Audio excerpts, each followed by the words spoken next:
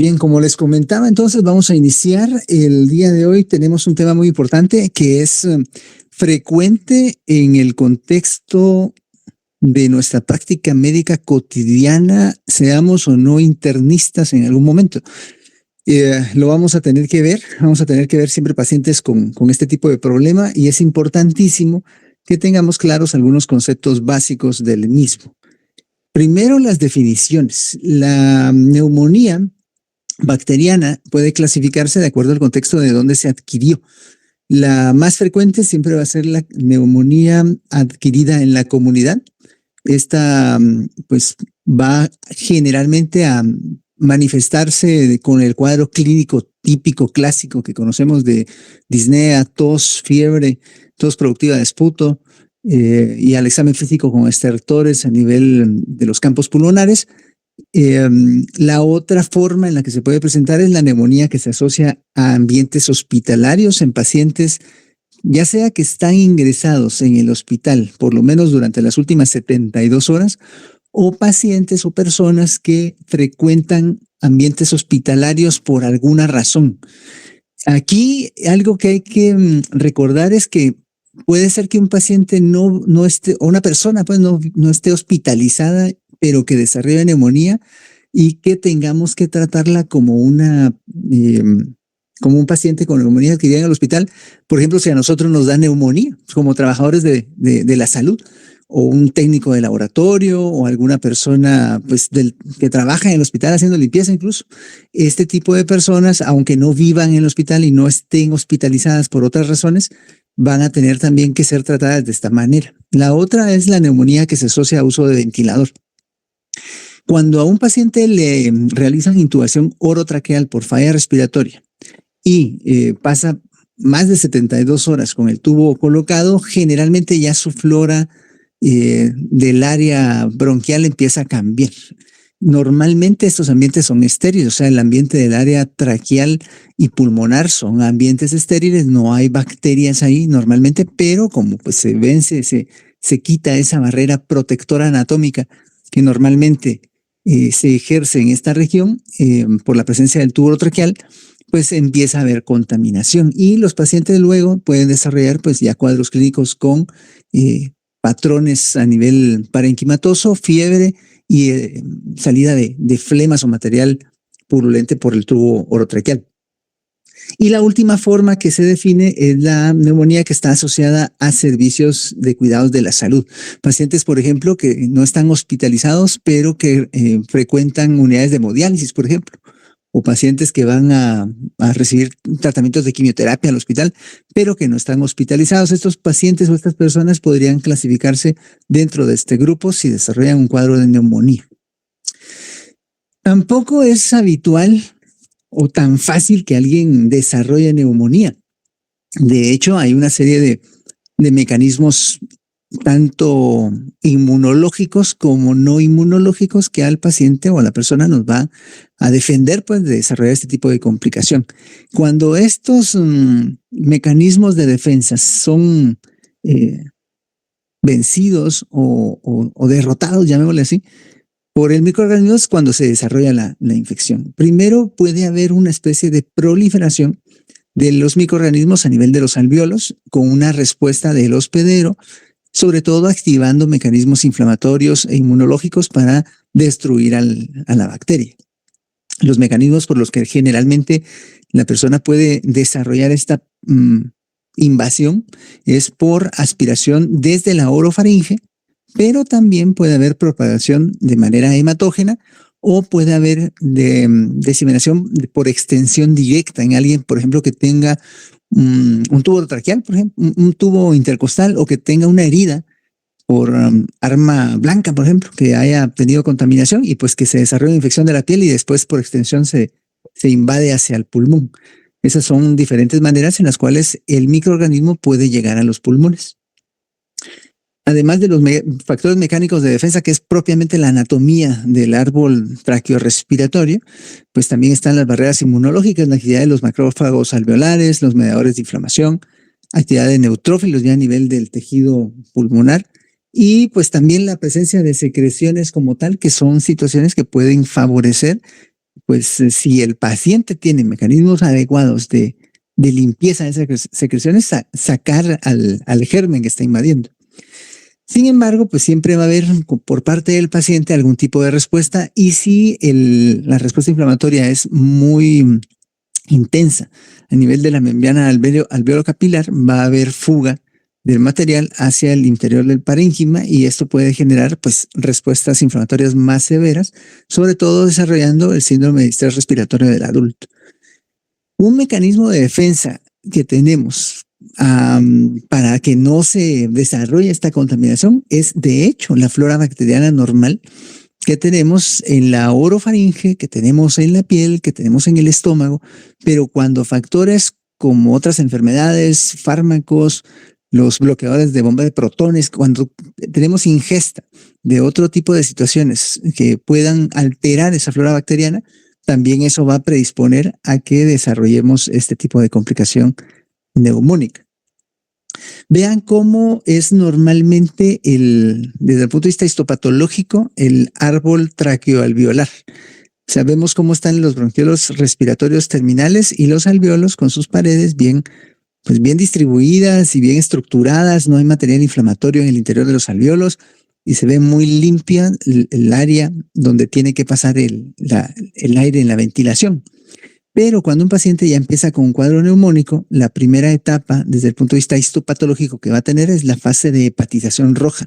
Aquí, desde el punto de vista macroscópico, lo que pues, tenemos es un aspecto como de rojizo del pulmón, y se le llama hepatización roja pues porque pues, se parece un poco o recuerda la forma macroscópica del hígado, pero aquí el pulmón ya se empieza a poner más firme, más rígido, porque se va infiltrando. Aquí sí la palabra es correcta, la infiltración de células inflamatorias y eritrocitos en esta primera etapa de la neumonía con hepatización roja. Vean cómo está pues todo el infiltrado de eritrocitos dentro de los espacios alveolares. Posteriormente empiezan a infiltrar ya polimorfonucleares hacia los espacios alveolares, pero ya en la siguiente etapa histopatológica, que es la fase de hepatización gris, pues empieza a destruirse progresivamente los glóbulos rojos y empieza a haber infiltración por una especie de exudado fibrino purulento, que es el material inflamatorio, pues derivado de la misma actividad que está tratando de defender al paciente. En esta etapa, pues como les comentaba, los glóbulos rojos ya no van a estar tan patentes, pero sí vamos a tener mucho infiltrado de neutrófilo polimorfonuclear. Y posteriormente, pues si el paciente logra mejorar, va a haber una etapa de recuperación o de resolución de estos hallazgos, pero si el paciente no lo termina mejorando, pues ya va a desarrollar la clásica neumonía o bronconeumonía.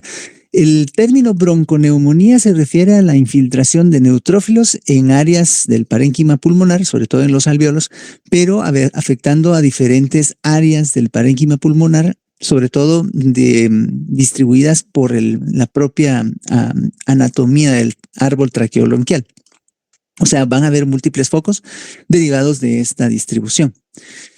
Hablando un poquito de la epidemiología, en Estados Unidos se reportan que más o menos hay 5 millones de casos de neumonía al año, representando la 8ª causa de muerte en ese país. La mayor parte de los pacientes que tienen neumonía se pueden manejar de forma ambulatoria. 8 de cada 10 se van a manejar de forma ambulatoria, o sea, no van a requerir hospitalización, pero vamos a ver más adelante algunos factores que sí nos hacen pensar o nos deben hacer o como obligarnos a dejar al paciente hospitalizado. En 2018, el Instituto Nacional de Estadística reportó un total de 83.071 defunciones, dentro de las cuales el 11% correspondía a enfermedades respiratorias. Y de estas, el 70% del total de las muertes derivadas de enfermedades respiratorias correspondía a cuadros de neumonía. O sea, eran más de 6.000 casos.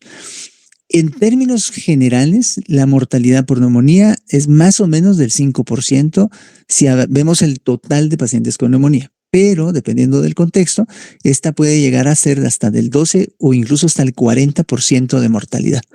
La causa principal de muerte infecciosa en adultos mayores es justamente la neumonía bacteriana.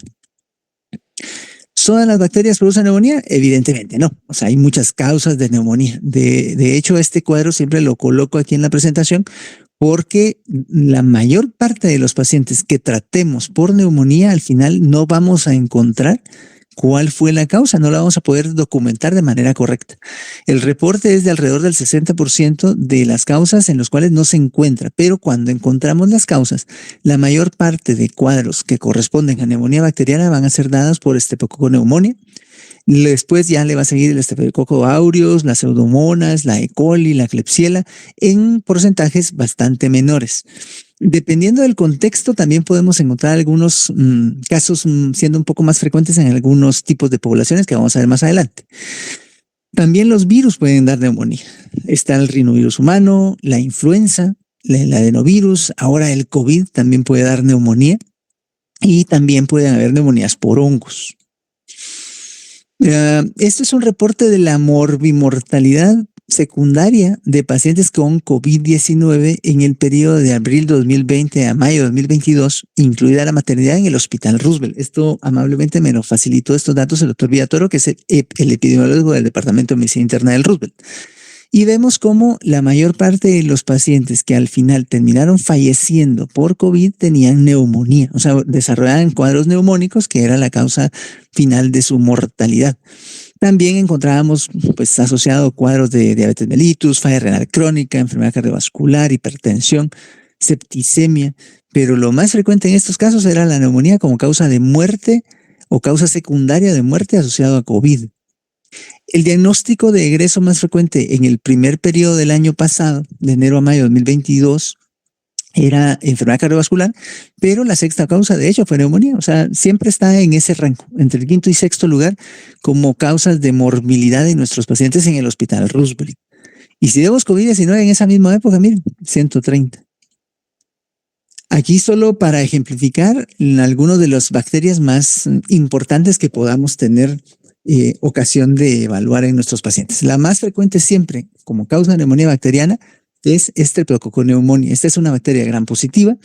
Normalmente es una anaerobia facultativa, catalasa negativa y móvil, con una forma ovalada, con cápsula y se puede agrupar formando cadenas. Vean aquí cómo se agrupa de esta forma, formando una especie como de cadenas. Y puede formar cadenas, también puede formar grupos de dos, diplococos.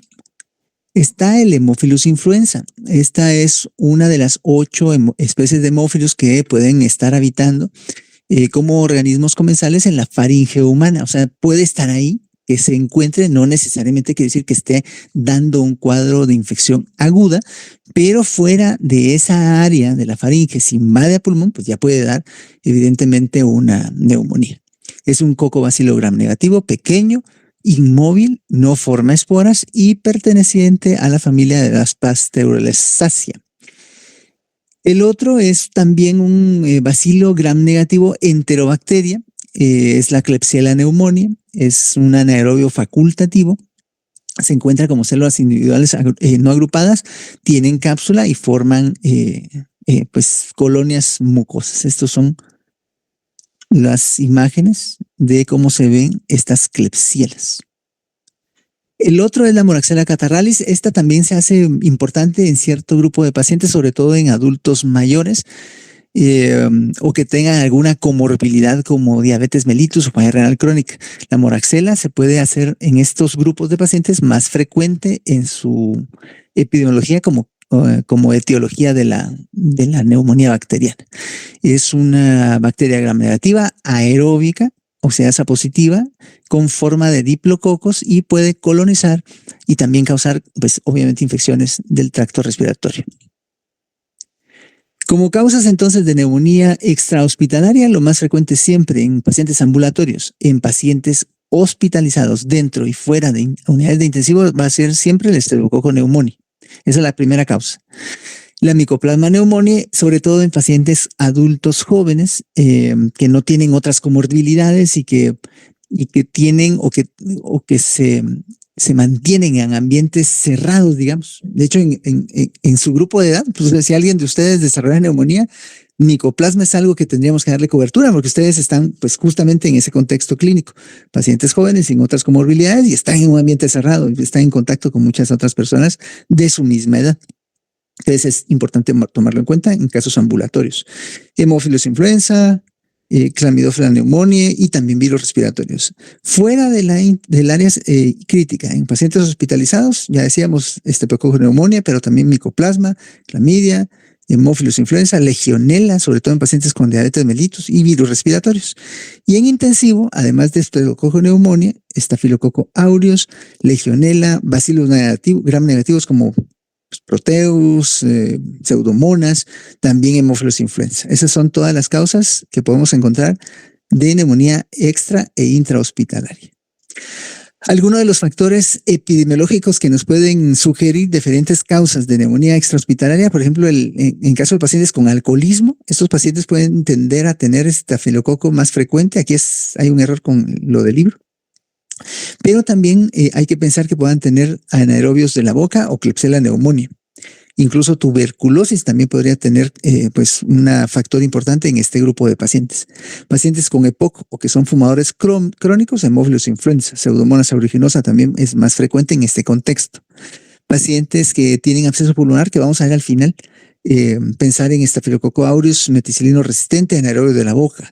Pacientes que tienen exposición a murciélagos, histoplasma capsulatum. Esto es importante en nuestro medio, en nuestro país, sobre todo en las áreas que tienden a ser más áridas, como el área de Zacapa, o donde hay cuevas, pues también incluso por turismo a veces se hacen visitas a estos lugares.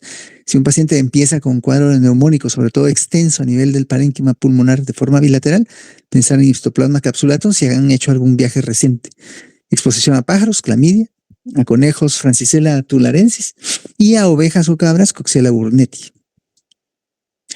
El cuadro clínico típico, clásico que habíamos comentado, pues el paciente va a tener fiebre, taquicardia, escalofríos, sudoración, tos productiva de esputo purulento, puede tener hemoptisis, sobre todo en pacientes que tengan infecciones por Staph aureus. Y al examen físico vamos a encontrar datos de consolidación con derrame pleural a veces, dependiendo de qué tan complicada pueda tener esta neumonía. En ocasiones, algunos pacientes, sobre todo ancianos o pacientes diabéticos, pacientes con falla renal crónica, no van a desarrollar los síntomas o signos característicos. De hecho, estos pacientes pueden tener cuadros más de tipo gastrointestinal, con diarrea, vómitos, pueden haber síntomas generales con falta de apetito, cansancio, astenia, artralgias también, mialgias.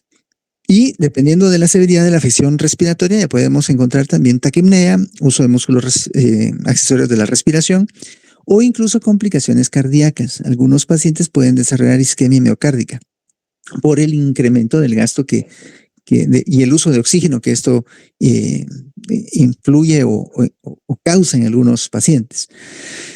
En cuadros de pacientes ancianos, estos pacientes tienden a tener mucha adinamia, no tienen tanta tos, no hacen tanta fiebre, pero dejan de comer, se decaen mucho, lucen pálidos, pueden tener diarrea, a veces vomitan. O sea, no esperemos tener el cuadro característico en estos pacientes. Y los cuadros graves, pues obviamente van a cursar con falla respiratoria. El diagnóstico, la parte clínica es básica. O sea, tenemos que recordar siempre el aspecto clínico y hacer un diagnóstico diferencial. De hecho, si el cuadro es muy, muy característico, pues casi siempre vamos a pensar en neumonía de primera intención. Pero a veces los pacientes, como platicábamos, tienen síntomas diferentes, o sea, no son puramente respiratorios. Entonces podemos tener pacientes que lleguen con diarrea o que lleguen solo con fiebre o con hipotermia y nosotros tenemos que investigar qué podría estar pasando.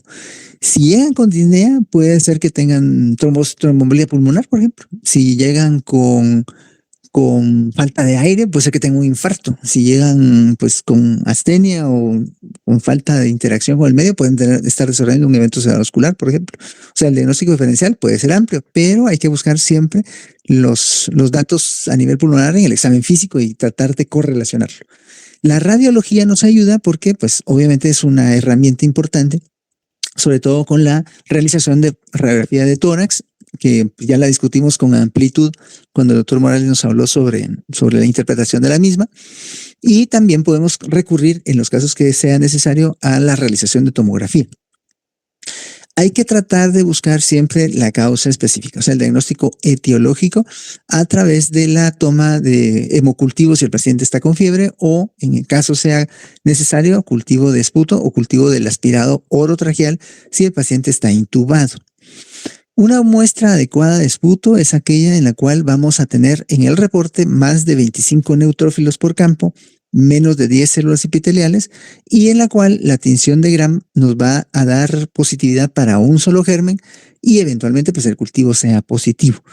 Si una muestra nos reporta que tiene muchas células epiteliales, que tiene pocos neutrófilos y que nos reportan una flora mixta, o sea, bacterias de diferentes tipos en el reporte del Gram, lo más seguro es que esa muestra no sea adecuada para hacer el análisis de la posible causa etiológica del cuadro. Y nos tenemos que basar en la clínica y la epidemiología para definir. Los hemocultivos hay que definir a quién conviene hacérselos o no. Son exámenes que tienen una poca probabilidad de lograr obtención del agente causal. En un paciente que hace fiebre, la posibilidad se incrementa como hasta un 10-15%. Si el paciente está en intensivo y hace fiebre y le hago hemocultivo en ambos brazos en el momento que empieza a tener fiebre, o sea, que empieza a tener bacteriemia, puede incrementarse hasta en un 30%, pues, pero tengo que estar muy al pendiente. Así que los hemocultivos no son realmente muy útiles para la búsqueda de la causa específica de la neumonía. En la placa de tórax lo que vamos a ver entonces son estos patrones. Aquí recuérdense que cuando hablamos de placas o radiografías no hablamos de infiltrados, hablamos de patrones. Y vemos que el patrón va a ser un patrón radiopaco consolidado. En este caso se ocupa la parte inferior del pulmón izquierdo y tiende a ser más de localización posterior porque pues aquí en la placa lateral lo vemos en esa región.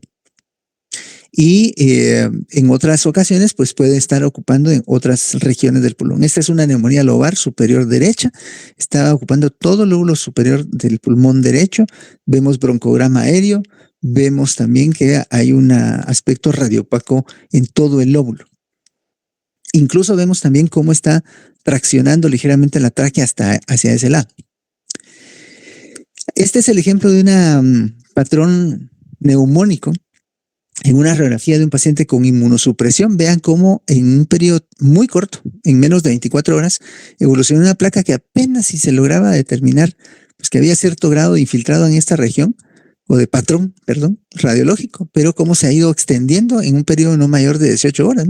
Prácticamente en 18 horas ocupó todo el parénquima pulmonar del lado derecho.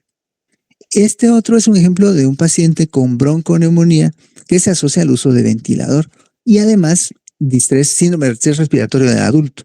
Vemos cómo está muy difuso la afectación neumónica a nivel del parénquima pulmonar del lado derecho, del lado izquierdo, ocupando varios campos pulmonares.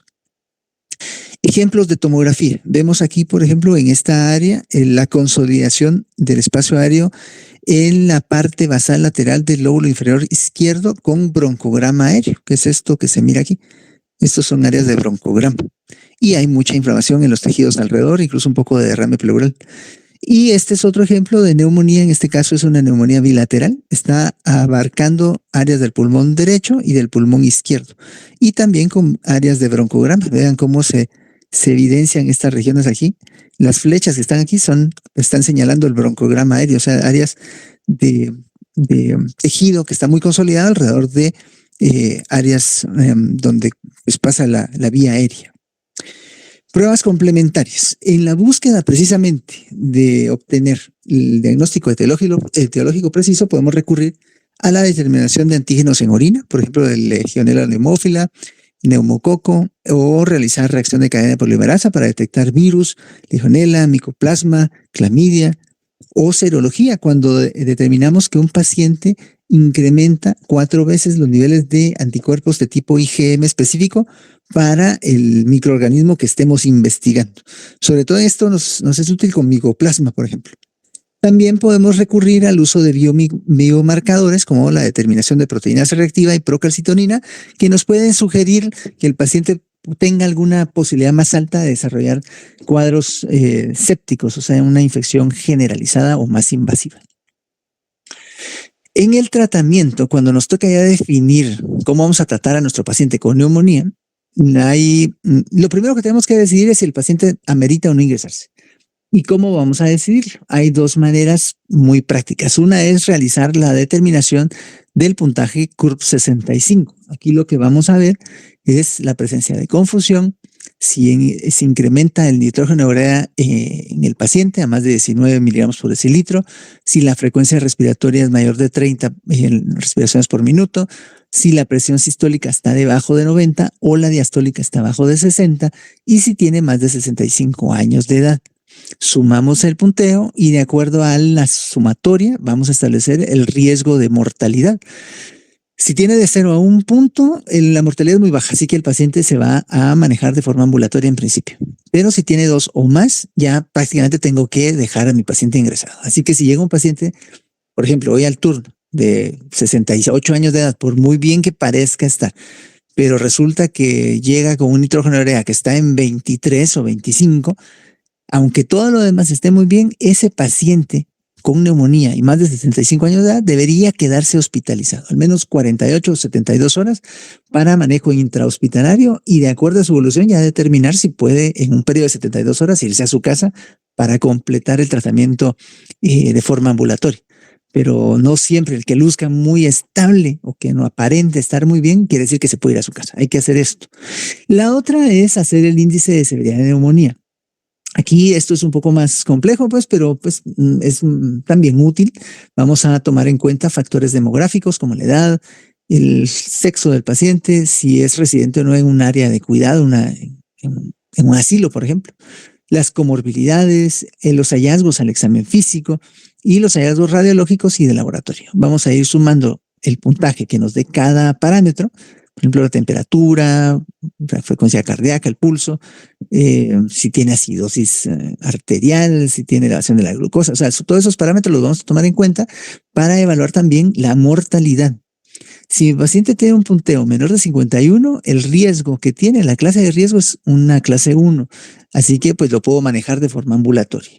Si tiene entre 51 y 70, va a tener un riesgo de mortalidad también relativamente bajo, 0.6%, y lo puedo manejar de manera ambulatoria. Pero si ya sube de 71 a 90 el punteo, ya estaría en clase de riesgo 3 y la mortalidad, aunque no aumenta tanto, sí empieza a aumentar.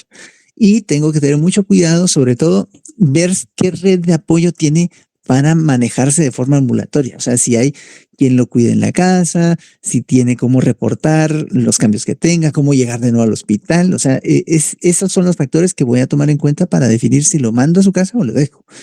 Y si tiene más de 91, ahí sí de plano el riesgo ya se incrementa un montón de mortalidad, así que lo voy a dejar hospitalizado para iniciar su tratamiento de manera intrahospitalaria.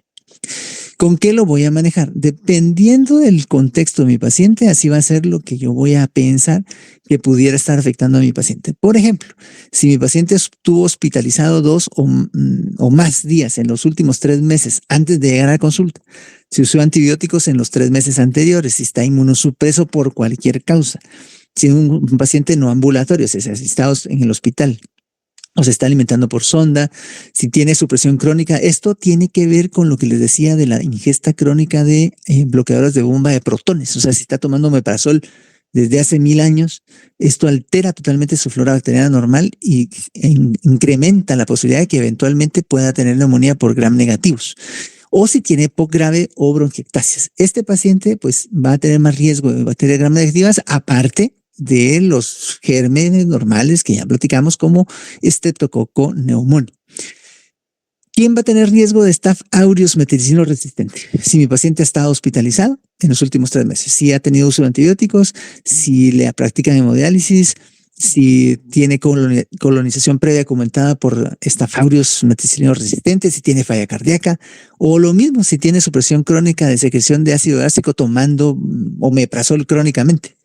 Y también adquirido en la comunidad básicamente con factores más de tipo clínico o radiológico. Por ejemplo, presencia de áreas de cavernas o necrosis en la placa de tórax, con presencia de bulas, como las que vimos el día que el doctor Morales nos mostró aquellos ejemplos en la placa de tórax, si tiene hemoptisis, tiene neutropenia, si hay eritema a nivel, una especie de rash generalizado, si además ha tenido influenza recientemente, o si es un paciente joven, pero que no había tenido ningún antecedente, podría tenerlo si tiene también estos otros datos de hospitalización reciente.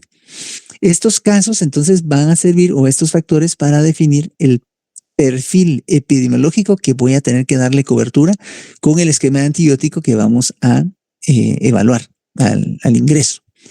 Algunos factores de riesgo adicionales, aparte de los que ya platicamos. Presencia de patrones, aquí el libro menciona infiltrados, pero es patrones multilobulares en la placa, hipoxemia, acidosis, alteración de la conciencia, más de 30 respiraciones por minuto, hipoalbuminemia, neutropenia, trombocitopenia, hiponatremia, hipoglucemia. Cualquiera de estas alteraciones, aunque no tenga ninguna otra alteración, debería obligarme a mí a manejar a mi paciente dentro del hospital.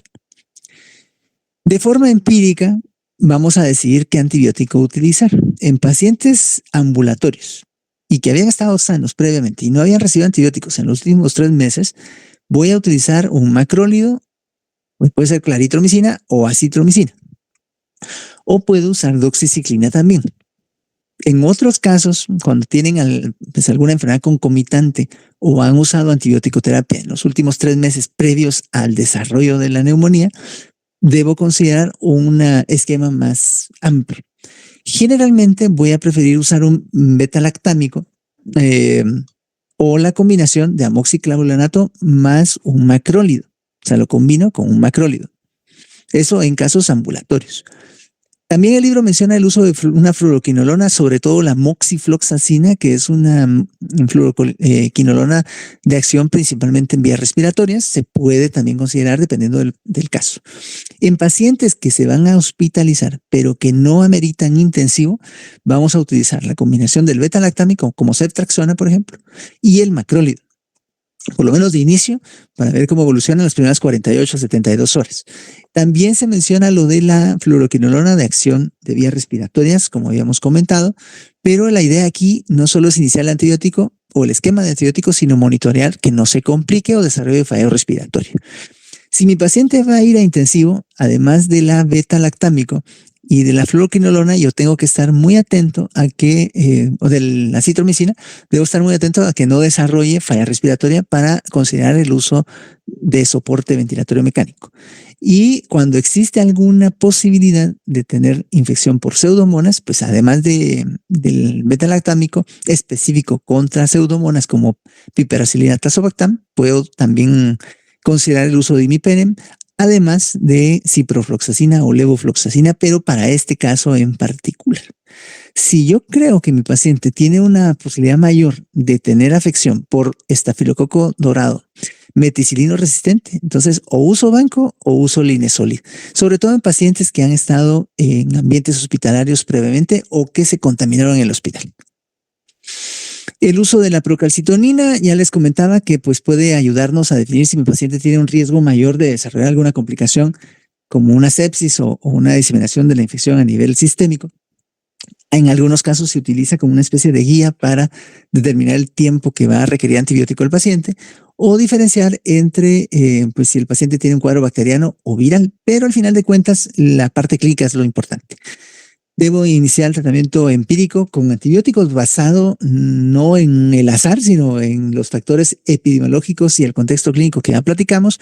Y en algunos casos el paciente sí se puede ver beneficiado del uso de esteroides, sobre todo en casos de POC, en casos de falla suprarrenal, el choque séptico o en pacientes que exacerban sus cuadros de asma bronquial previo derivado pues de la infección bacteriana. Ahora, en estos casos, por ejemplo, en EPOC, en choque séptico y exacerbación de asma, tampoco les voy a dejar el esteroide 3, 4 meses, o sea, se los doy por una semana y luego voy, si ya va a estar estabilizando el paciente, se los voy retirando de forma sistémica y ya se los dejo solo para acción local a nivel respiratorio, en el caso de POC y asma.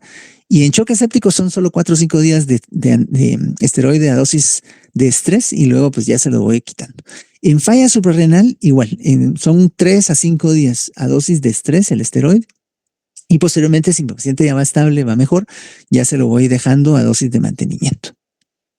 Lo último que vamos a comentar es la neumonía por anaerobios y el absceso pulmonar. En estos casos va a haber historia de o predisposición a broncoaspiración. O sea, puede ser que mi paciente alterara la conciencia y se quedó tirado en la calle y pues es de aquellos pacientes que los bomberos pasan recogiendo pues en una calle ahí que los llamaron, que había alguien tirado ahí y lo llegan a ver y está pues inconsciente y lo llevan al hospital.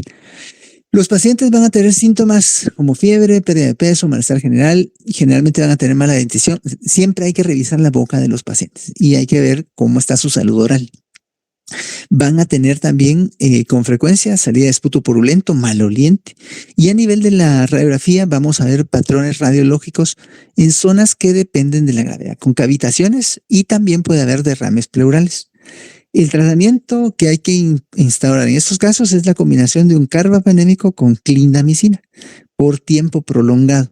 Y en estos casos, pues no amerita realmente drenaje quirúrgico si es un absceso pulmonar, porque lo único que puedo provocar es una fistulización del absceso hacia la periferia, hacia el área pues, de la piel. Así que pues lo que hay que darles es antibiótico y manejo de soporte, mejorar sus condiciones, por ejemplo, de salud oral, las condiciones nutricionales y cualquier otra complicación o comorbilidad que tenga descompensada. Hay algunos factores que determinan incluso hasta cómo me voy a morir. O sea, si me voy a morir rápido o más lento y dónde me voy a morir o quién me va a atender. Fíjense que esto es un reporte de un colega, se llama Alejandro Cerón, se publicó hace algunos años en la revista de análisis de la Realidad Nacional de la San Carlos. Y vemos cómo, dependiendo del lugar donde a mí me dé la neumonía, o sea, donde mi lugar de procedencia, así va a ser mi atención cuando me dé la neumonía antes de morirme. Esto es previo al fallecimiento. Esto es el porcentaje promedio anual entre el 2014 y 2018.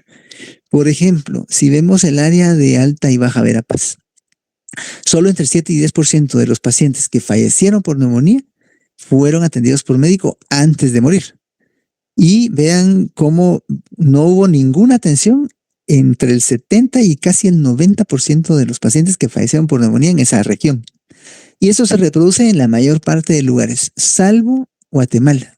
Vean el departamento de Guatemala, el 84% de los pacientes que fallecieron en ese periodo por neumonía fueron atendidos por médico antes de morirse. O sea, el tipo de atención es evidentemente distinto entre el área pues, del interior del país y el área central, que corresponde básicamente aquí los datos a la capital y las regiones aledañas a la capital.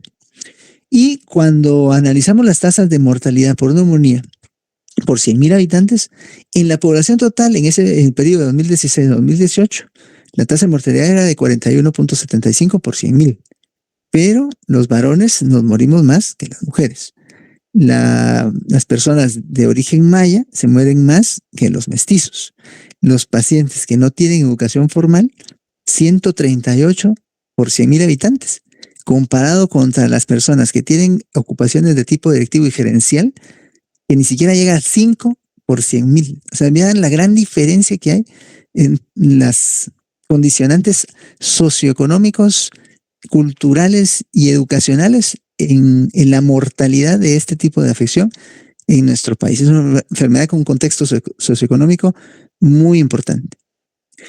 El Día Mundial contra la Neumonía es el 12 de noviembre, ya va a ser, y también ya recuerden que pues en este mes de octubre y noviembre nos tenemos que poner nuestro refuerzo de vacuna de la influenza, que también previene, obviamente, neumonías bacterianas. Por favor, siempre hay que promover la vacunación en sus pacientes.